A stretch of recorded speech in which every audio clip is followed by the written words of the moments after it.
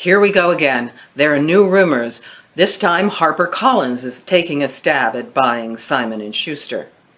Hello and welcome back to my writing journey. I'm Ellen Byerrum, author of The Crime of Fashion Mysteries and soon to be published Crook Tales for Two, a new adventure set right after Prohibition in New York City, and it is a romp of screwball noir. Today I am thinking about this potential merger. If this were a fairy tale, Simon & Schuster would be a damsel in distress, and the other big publishers vying to rescue her would be knights of the ink table.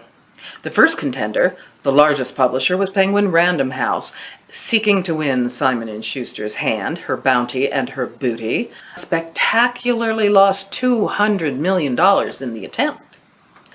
Now, PRH was too fat and full of market share to win this case, and fell to the wisdom of the U.S. antitrust laws, which we consider the good dragon in this story, and that good dragon is going to hang around. A federal court ruled that combining the two publishers would dominate the market and lessen competition. Duh, sounds pretty obvious to me. Several bigwigs quit after they failed and hilariously said losing $200 million had nothing to do with their leaving the company. Wow, I wish I could make mistakes like that. We also learned, in another humorous aside, that PRH testified it had absolutely no idea what makes a bestseller. Nothing. Who knows, maybe it's fairy dust. While this drama continues, we ask the age-old question, what happens to the writer?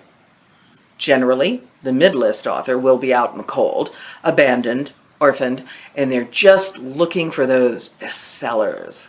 In the old-fashioned fairy tale, the publisher that is pure of heart would win. But there are no publishers who are pure of heart. They are more concerned with bestsellers, profit and loss statements, marketing, crushing the competition, and winning all the prizes. If this were a modern fairy tale, Simon & Schuster would wake up, reclaim her power in the market, and save herself and her authors.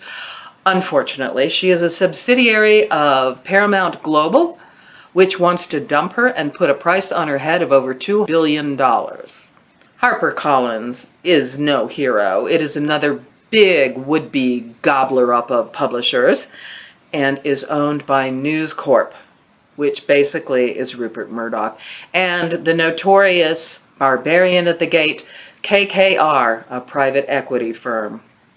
According to Publishers Weekly, HarperCollins CEO Brian Murray, while acknowledging that an HC bid for S&S could be complicated by the same antitrust concerns raised by PRH's failed attempt, has expressed interest in trying again.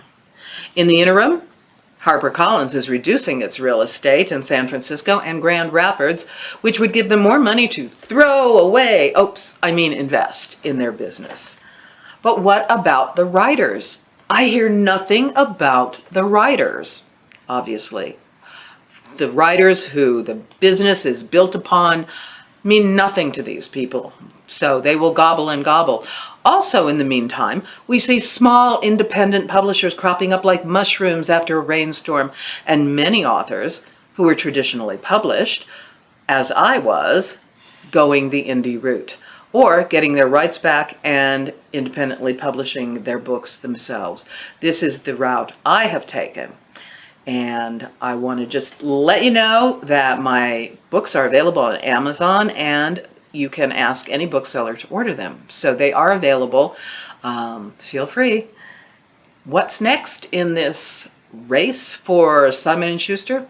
I'm not sure. We should just keep watching and get the popcorn ready. And I'll see you next week. Bye.